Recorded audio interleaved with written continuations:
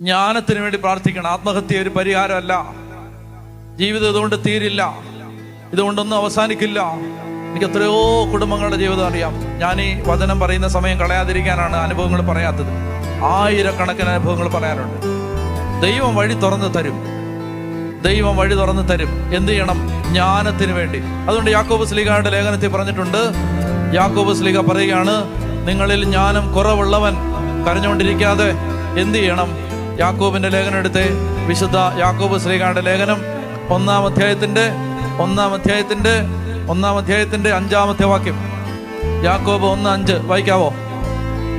നിങ്ങളിൽ ജ്ഞാനം കുറവുള്ളവൻ ദൈവത്തോട് ചോദിക്കട്ടെ.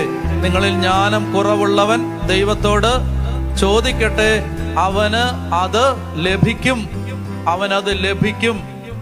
അതുകൊണ്ട് എല്ലാ ദിവസവും ഇങ്ങനെ പ്രാർത്ഥിക്കണം എല്ലാവരും.